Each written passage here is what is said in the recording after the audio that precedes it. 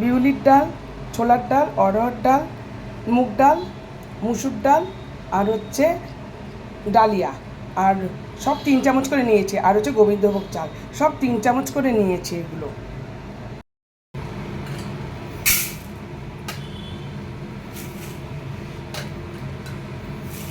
সব ডালগুলোকে নিয়ে এবার ভালো করে ধুয়ে আমি ভিজিয়ে রাখবো, হোল নাইট ভিজিয়ে রেখে দেবো। তারপরে কালকে কি করব দেখাবো।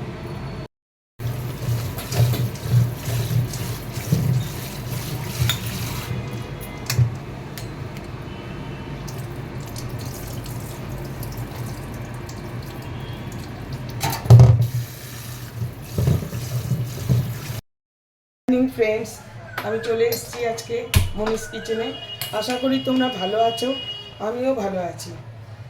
আমি এসেছি একটা রেসিপি নিয়ে, সেই রেসিপিটা খানিকটা হোক, তারপরে দেখাবো কি করছি। প্রথমে আমি গ্যাস চালিয়ে নিলাম, কড়াইতে তেল দিয়ে দিলাম। এবার তেলটা একটু গরম হোক, তারপরে বলছি কি করব না করব, সঙ্গে থাকো, দেখতে থাকো। তেল গরম হয়ে গেছে, এবার দেখো আমি কুচনো, খুব সরু সরু ঝিরঝিরি করে কুচনো পেঁয়াজ দিয়ে দিচ্ছি। এখানে 3খানা পেঁয়াজ কুচি করে রেখেছি, এই পেঁয়াজগুলো দিয়ে দিচ্ছি। এটা একটু হালকা লাল করে ভাজবো। তার আগে আমি প্রথমে পেঁয়াজটা দিয়ে দিয়েছি, কিন্তু এখানে আমার গরম মশলা আর কি, ওই যে গরম মশলা বলতে এলাচ এইসব গরম মশলা আর তেজপাতাটা দিতে ভুলে গেছি, ওটা আমি এখন দিয়ে দিচ্ছি। এই যে গরম মশলাটা দিয়ে দিলাম। এবার তেজপাতাটা দেবো, এটা একটু হোক, তারপরে দিচ্ছি। এই যে 2টো বড় এলাচ ফাটিয়ে দিয়েছি, অবশ্যই ফাটিয়ে দেবে কিন্তু। আমি কি বানাচ্ছি দেখো না, স্টেপ বাই স্টেপ দেখো, তাহলেই বুঝতে পারবি। কোনোটা স্কিপ করবে না, কিন্তু পুরোটাই দেখবি। এবার আমি তেজপাতা দিয়ে দেবো। এই যে তেজপাতা একটু ছিঁড়ে দিয়ে দিলাম। এবারে পেঁয়াজটা খানিকটা ভাজা হয়ে গেছে, এবারে আদা রসুন পেস্টটা দিয়ে দিচ্ছি। পেস্ট না, সরি, এটা মানে কুচনো, এটা পেস্ট হবে না, একদম শুকনো হবে, ড্রাই, জলের কিছু কিন্তু থাকবে না। আদা রসুন একদম কুচিয়ে ঝিরিঝিরি করেছি, একদম ঝিরিঝিরি করেছি, ওটা দিতে হবে। এখানে জল টলের কোনো কিছুই চলবে না, এখন অন্তত চলবে না, পুরো ড্রাইভাবে ভাজতে হবে।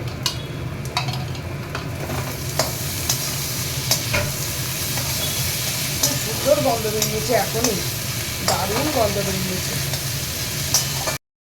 পেঁয়াজটা প্রায় ভাজা হয়ে গেছে, আমি এবারে লাল মতো হয়ে গেছে। এবার আমি রোজকার মশলা দিচ্ছি, হলুদ দিচ্ছি,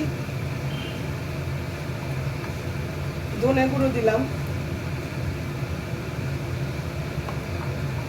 জিরে গুঁড়ো দিলাম,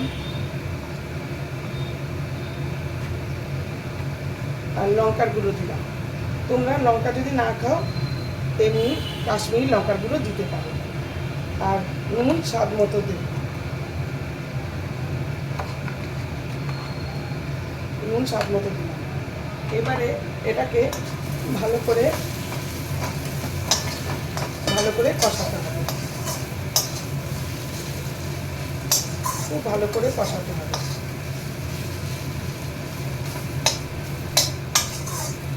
বড় এলাচ অবশ্যই দেবে কিন্তু এর মধ্যে। আর একটা জিনিস দেবে, সেটা হচ্ছে বিরিয়ানি মশলা। বিরিয়ানিতে যেসব মশলা লাগে আলাদা করে না দিয়ে আমার 12 মাসের বিরিয়ানি মশলা তৈরি করা থাকে, সেই মশলাটাই দেবে। কারোর যদি তৈরি না করে থাকে, স্টার অ্যানিস, তারপরে স্টোন ফ্লাওয়ার, তারপরে শাহজিরে, শাহমরিচ সব দেবে। কিন্তু আমার যেহেতু করা থাকে, এই যে আমার করা থাকে, আমি সেইটা মশলার মধ্যে দিয়ে দিলাম, বিরিয়ানি মশলাটা দিয়ে দিলাম। এবার ভালো করে কষাতে হবে এই মশলাগুলোকে।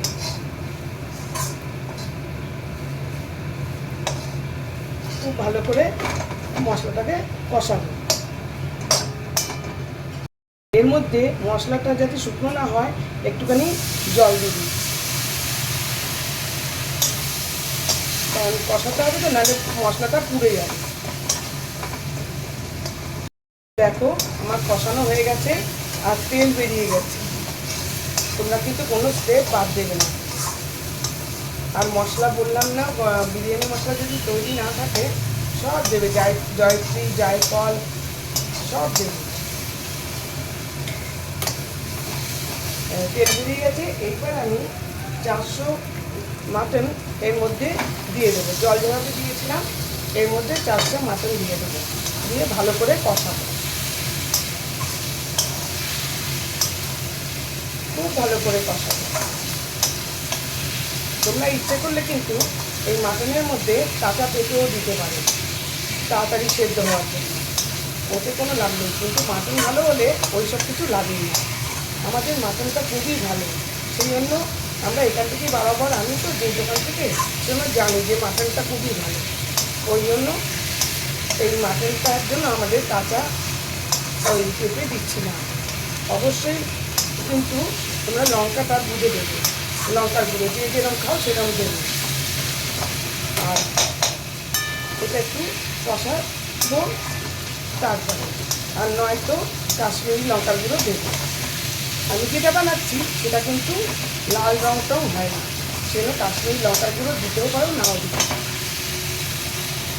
দেখো আমার কষানো হয়ে গেছে, খুব সুন্দরভাবে কষানো হয়ে গেছে। এবারে আমি গ্যাসটা কমিয়ে দেব।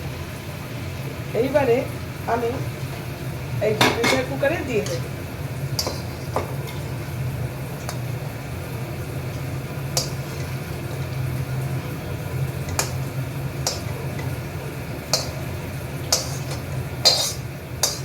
এই প্রেসার কুকারে দিয়ে দিলাম, দিয়ে এই যে বিশুদ্ধ গরম জল এর মধ্যে দিয়ে দিলাম। তারপরে এবারে মিডিয়াম ফ্লেমে এটা চালিয়ে দাও।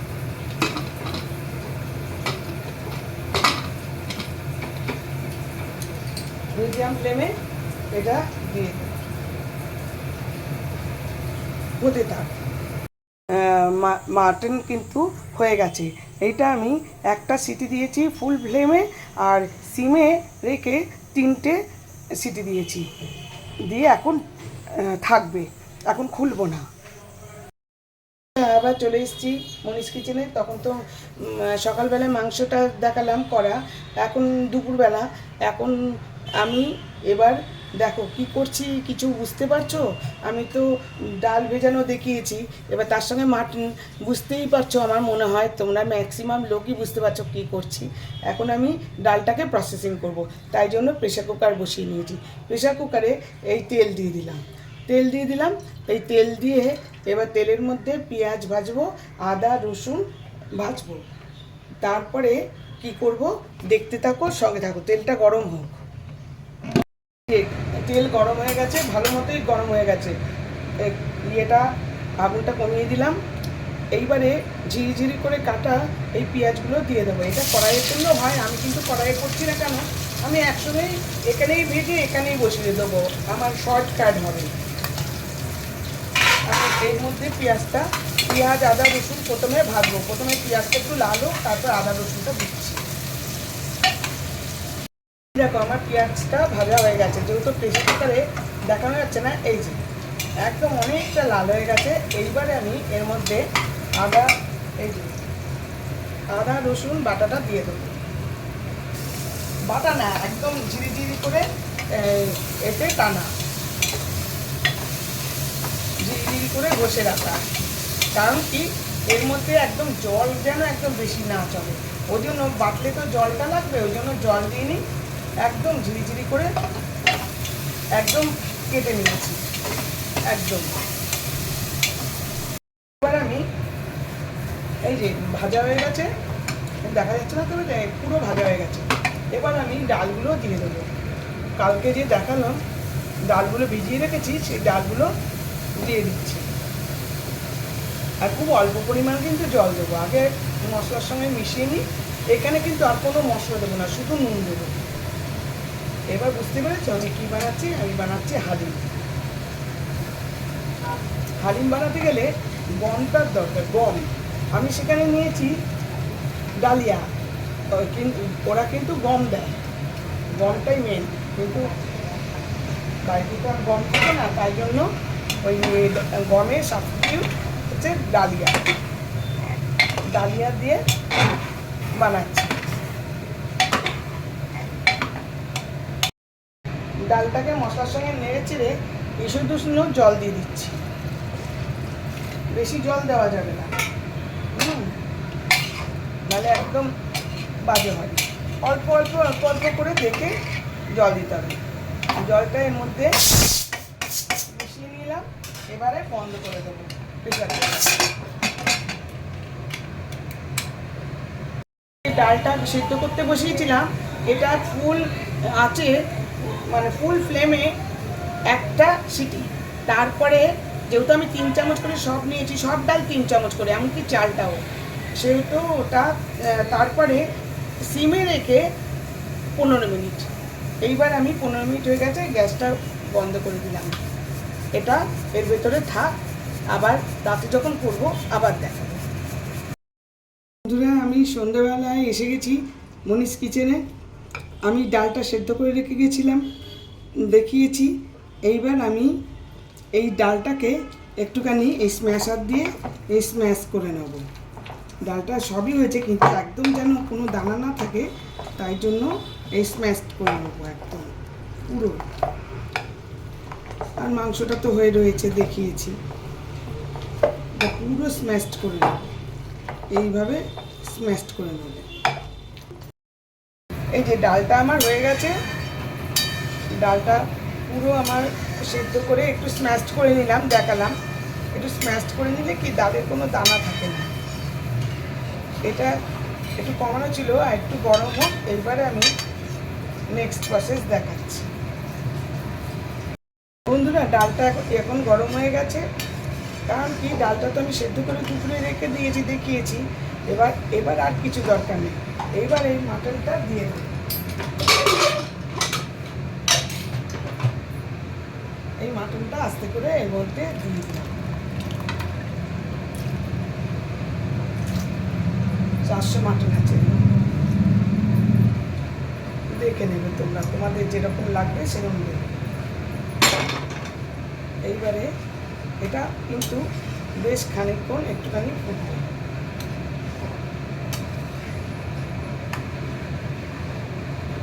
এটা একদম ভালো করে মিশিয়ে দিচ্ছি, মিশিয়ে দিয়ে বেশ খানিকক্ষণ একটুখানি ফুটবে। কি সুন্দর রং এসছে, দেখেছো? আর এটা কিন্তু একটু ঘন ঘনই হবে, পাতলা হবে না, তার জন্য একটুখানি ফুটিয়ে নেবে। আর রাখলেই ঘন হয়ে যাবে, ডাল জিনিস তো, যেই রাখবে অমনিই ঘন হয়ে যাবে। এই যে এই কাঁচা লঙ্কাগুলো দিয়ে দিলাম। এগুলো কিন্তু হোটেলে দেয় না, এগুলো আমরা পার্সোনালি দিলাম, কারণ কি আমরা একটু ঝাল খেতে ভালোবাসি।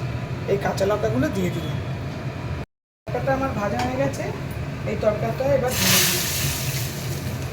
রসুন, তোমরা ইচ্ছে করলে লঙ্কাও ভাজতে পারো, কিন্তু আমি লঙ্কা ভাজি না, আমাদের গোটা লঙ্কাই চাই, ভাজলে তো শুকিয়ে যাবে একটুখানি।